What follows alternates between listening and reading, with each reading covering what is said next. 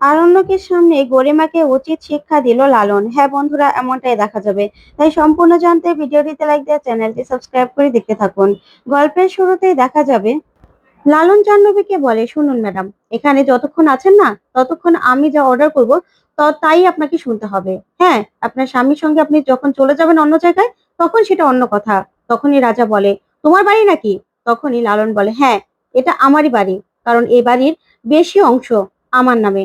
আমার নামে আপনারা যেইটা থাকেন না, যে অংশটাতে, সেই অংশটা কিন্তু আমার। তাই আমি যা বলবো সেই কথাগুলো আপনাদের শুনতেই হবে।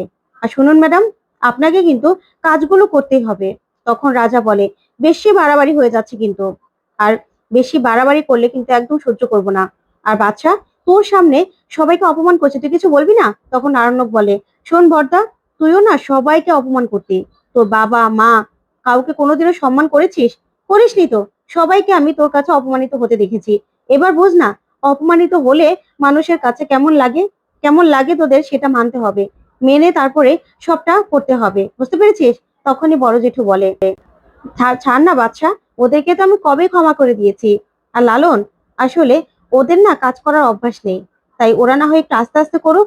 তখন লালন বলে, না বাবা, আপনারা উদার হতে পারেন, আপনি মা, আপনারা উদার হতে পারেন, কিন্তু আমি উদার নই।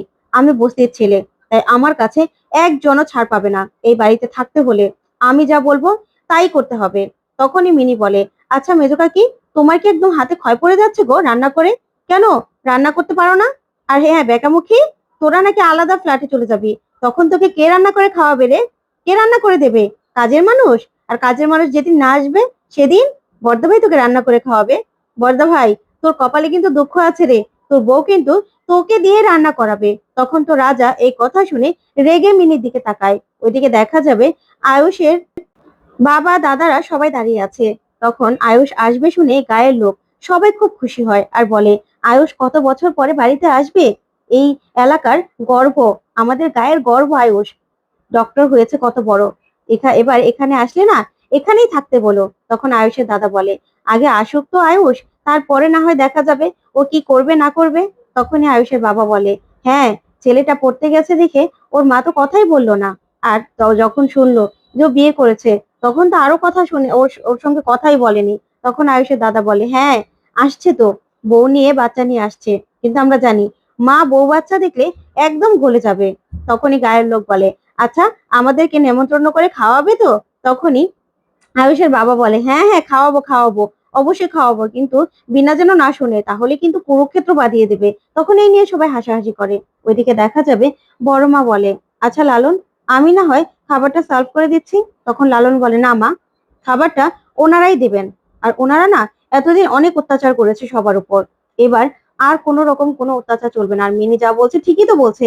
মিনিকে কম লাচি যেটা খেতে হয়েছে, কম অসম্মানিত হতে হয়েছে, তখন তো কেউ কোনো প্রতিবাদ করেনি। তখনই দেখা যাবে গরিমা খেতে আসে আর এসেই বলে, এ কি, কি হচ্ছে এখানে? আবারও সেই একই ঝামেলা, তাই তো? কি শুরু করেছো বলো তো? এসব তো ভালো লাগে না আমার। তখন এই কথা শুনে অবাক হয়ে যায় সবাই। তখনই লালন বলে, শুনুন ম্যাডাম, এরকম না হবেই। এসব ঝামেলা সহ্য করে এই বাড়িতে থাকতে হবে। যদি সহ্য হয় তাহলে থাকবেন, আর যদি সহ্য না হয় তাহলে থাকবেন না। তখন গরিমা বলে, মানে এসব তুমি কেমন করে কথা বলছো? হ্যাঁ, মা, তারপর জাহ্নবীদি, ওরা কখনো রান্না করেছে? কখনো কাজ করেছে? তাহলে ওরা কি করে কাজটা করবে? তখন লালন বলে, হ্যাঁ, 7 কোটি টাকা মাফ করেছি। যদি কাজটা না করে তাহলে তো 7 কোটি টাকা ফেরত দিতে হবে, তাই না? তখন দীপ্তজিৎ বলে, হ্যাঁ, এখন তো তুমি সেই কথাই বলবে। আমার কাছে যদি টাকাটা থাকতো তাহলে আমি টাকাটা কখন দিয়ে দিতাম। আমি কি বসে থাকতাম নাকি? তখনই লালন বলে, হ্যাঁ তাই তো, তাহলে দিয়ে দিন না, তাহলেই তো হলো। তারপরে গরিমা বলে, আচ্ছা, একটা রান্নার মানুষ রাখলে হয় না? মা, ওরা কি রান্না করতে পারে? তখনই লালন বলে, না, এ বাড়িতে কোনো রান্নার লোক ঢুকবে না। ওইদিকে রথের জন্য সবার আয়োজন হয়। তখনই দেখা যাবে আয়ুষের বড় ভাইয়ের মেয়ে বলে, ঠাম্মি, আমাকে না আমার বন্ধু ওদের বাড়িতে নেমন্তন্ন করেছে, আমি যাব। তখনই দেখা যাবে আয়ুষের মা প্রচন্ড রেগে যায় আর বলে, না, তুমি কোথাও যেতে পারবে না, বুঝতে পেরেছো? ঢেই ঢেই করে হাঁটা তোমার একদম বন্ধ, বড় হচ্ছ। তখনই পায়েলের মা পায়েলকে বলে, পায়েল, একদম না, তোমার ঠাম্মি বারণ করেছে না, তুমি কোথাও যাবে না, তুমি এই বাড়িতেই থাকবে। তখনই পায়েল বলে, না মা, আমি যাবই, আমি কোনো কথা শুনবো না। আমার বন্ধু এতবার করে আমাকে বললো, ওর মাও আমাকে নেমন্তন্ন করলো, আমি যাবই। এই বলে জোর করে যেতে লাগলে বিনা পায়েলের হাতটা ধরে ফেলে আর বলে, তোমার কানগুলো একদম ছিঁড়ে দেবো, বুঝতে পেরেছো? এই বাড়ি থেকে বেরিয়ে গেলে না এই বাড়িতে আর ঢুকতে পারবে না। তখনই পায়েল বলে, এই বাড়িতে থাকতে কে চায়? তখনই আয়ুষের বাবা বলে, পায়েল, এটা কেমন কথা বলছো তুমি? তোমার ঠাম্মির সঙ্গে এরকম ভাবে কেউ কথা বলে না। তখনই আয়ুষের মা বলে, তোমাকে এই বাড়িতে বেশি দিন থাকতেও হবে না, শুধু স্কুলটা পাশ করো, তারপরে তোমার বিয়ের ব্যবস্থা করব আমি। তোমার বাবা মা নেহাতি চায় তুমি পড়াশুনো করো, না হলে তোমাকে পড়াশুনো আমি করাতাম না। তখনই দেখা যাবে আয়ুষের দাদা বলে, মা, তুমি কি বলছো? তখন আয়ুষের মা বলে, হ্যাঁ। তারপরে পায়েলের মা বলে, শোনো, যা বলেছে না মা একদম ঠিক কথা বলেছে, মায়ের কথাই শেষ কথা। আচ্ছা মা, থাক, আজকে ঝামেলা করবেন না, আয়ুষ দা আসবে বউ নিয়ে। ওইদিকে মেজো বউ বলে, হ্যাঁ, যে আসবে সে কি আর আমাদের মতো দুধ দুইতে পারবে, গরুর গোবর ফেলতে পারবে, গোয়াল ঘর কাটতে পারবে? আমরা আমরা শুরু থেকেই তো কত কাজ করেছি, আমাদের স্বামীরা চাষা বসা, তাই আমরাই কি এই কাজগুলো করে যাব নাকি? তখন আয়ুষের মা বলে, না, যে আসবে তাকেও এই কাজগুলো করতে হবে, সে যেই হোক না কেন, এই বাড়ির নিয়ম কানুন তাকে মানতেই হবে। তখনই এই কথা শুনে বড় বৌদি বলে, না না, আমরা না হয় এখানে থাকতাম, আমাদেরও কি এই কাজগুলো করতে প্রথম প্রথম ভালো লাগতো নাকি বল? এখন তো আমাদের করতেই হয়, এখনো কি ভালো লাগে?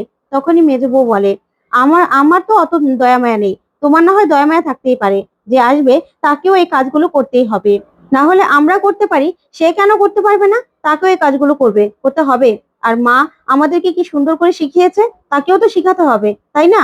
তখনই আয়ুষের মা বলে, হ্যাঁ, বাড়ির নিয়ম নিয়মই, তাই যেই আসুক না কেন তাকেও এই কাজগুলো করতেই হবে। তখন দেখা যাবে আয়ুষের বড় বৌদি বলে, আসলে ও তো মেয়ে, আর আমরাও তো মেয়ে, তাই ওর জন্য আমাদের কষ্ট হবে না বল, ও তো বিলেতে মানুষ হয়েছে। তখনই আয়ুষের মেজো বৌদি বলে, তাতে কি হয়েছে? তাতে না আমার কিছু যায় আসে না, আমি কোনো ছাড় দেবো না। তখন আয়ুষের মা বলে, এ কি মেজো মেজো বউ, তুমি এরকম ভাবে কথা বলছো কেন? তোমাদের শুধু কথা আর কথা, তাই না? তখনই আয়ুষের বড় বৌদি বলে, মা, আপনার হাতের রান্না যা ভালো, আপনি না আজকে বরং নিজের হাতে রান্না করুন, সেটাই ভালো হবে। তখন গায়ের লোক সবাই আয়ুষের মা রান্নার প্রশংসা করতে থাকে। তখন আয়ুষের বাবাও বলে, হ্যাঁ, বিনা রান্নার কথা জবাব নেই, জবাব নেই, সেটা আর বলতেই হয় না। তখনই আয়ুষের মা বলে, সে 8 বছর বয়সে বিয়ে হয়েছে, ছোট্টবেলা থেকে সব কাজ করে আসছি, রান্না ভালো হবে না তো কি হবে? ওইদিকে দুষ্টু ওর বয়ফ্রেন্ডের সঙ্গে দেখা করতে আসে। তখনই দুষ্টুর বয়ফ্রেন্ড বলে, তুমি এখানে আবার হার্টের ব্যথাটা বাড়লো নাকি? তখন দুষ্টু বলে, না, তোমার সঙ্গে একটু কথা বলতে এসেছিলাম। তখনই দুষ্টুর বয়ফ্রেন্ড বলে, আমার সময় নেই, আমার এখন কাজে বেরোতে হবে। তখনই দুষ্টুর মুখটা দেখে বলে, আচ্ছা ঠিক আছে, একটু সময় আছে, তুমি বলো কি বলতে এসেছো। তখন দুষ্টু বলে, জানো তো, আমাদের বাড়ির অবস্থা না একটু ভালো নেই, আমার বাবা মাকে বাড়ি থেকে বেরিয়ে যেতে হয়েছে। তখন ওর বয়ফ্রেন্ড বলে, কেন? তখন দুষ্টু ওর বয়ফ্রেন্ডকে সবটা খুলে বলে, যে ওর বাবা, ওরা জন্মের আগেও একজনের কাছ থেকে টাকা নিয়ে বাড়িটা করেছিল, যার কারণে সে সব টাকা আর সে বাড়িটা নিয়ে নিয়েছে ওদের কাছ থেকে, আর ওদের কাউকে বের করেনি, ওর বাবা মাকে বের করে দিয়েছে। তখন ওর বয়ফ্রেন্ড বলে, এগুলো আমাকে কেন বলছো তুমি? তখন দুষ্টু বলে, আমি জানি তোমাকে কোনো বলে লাভ নেই, তারপরেও আমার মনে হলো তোমাকে বলি, তুমি ছাড়া আর আমার আছে কে বলো? তখন ওর বয়ফ্রেন্ড ওর দিকে তাকিয়ে থাকে। ওইদিকে দেখা যাবে লালন বলে, কি ম্যাডাম, দাঁড়িয়ে আছেন কেন? আর আপনি চলে গেলে বা কোথায় যাবেন, বাপের বাড়িতে? আপনার বাপের বাড়িতে তো শুনলাম যে আপনাকে তেমন কেউ একটা পছন্দ করে না, আর এখন তো আরো টাকা পয়সা নেই, আর এই অবস্থায় গেলে কেউ আপনাকে রাখবে বলে তো মনে হয় না।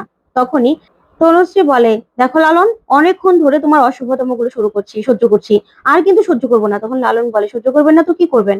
চলে যান, চলে যান তাহলে এই বাড়ি থেকে। তখনই গরিমা বলে, আচ্ছা, তুমি এরকম ব্যবহার কেন করছো? হ্যাঁ, তোমার এই বাড়াবাড়ি গুলো না আর ভালো লাগছে না।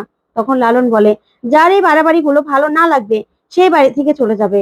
আর শুনুন, আপনাকেও এই বাড়িতে যতক্ষণ থাকবেন ততক্ষণ আমার কথা মতো চলতে হবে। এই বাড়ি থেকে চলে যাওয়ার নাম নিলেও, চলে গেলেও তখন না হয় করলেন না। তখনই দেখা যাবে বড় মা তনুশ্রীকে বলে, আচ্ছা মেজো, সবসময় তো আমি তোদের কাজ করেছি, কোনোদিনও আমাকে কোনো কৃতজ্ঞতা জানিয়েছিস? সব সময় অপমান করেছিস, এখন বুঝতে পারছিস তো অপমান করলে কেমনটা লাগে? তখনই জেঠু বলে, থাকো না, থাক না মৌসুমী, এসব কথা বাদ দাও। আসলে লালন, আমি বলছিলাম কি, ওদের একটু সময় দিলে হতো না, 10 দিন, 12 দিন, 15 দিন। তখন লালন বলে, না বাবা, কোনো সময় নেই, যতদিন আমি ইচ্ছা করব ততদিন ওরা এই কাজগুলো করবে। তখনই দীপ্তজিৎ বলে, আচ্ছা, তুমি বড্ড বাড়াবাড়ি শুরু করেছো। তখন লালন বলে, বড্ড বাড়াবাড়ি শুরু করছি, তাহলে দিয়ে দিন না 7 কোটি টাকা, 7 কোটি টাকা দিয়ে দিলেই না এই বাড়াবাড়ি গুলো আপনাদের সহ্য করতে হবে না। ওইদিকে আরণ্যক রোশনাইয়ের কথাই ভাবতে থাকে আর কষ্ট পায়। তো বন্ধুরা, কেমন লাগলো আজকের আপডেট? কমেন্ট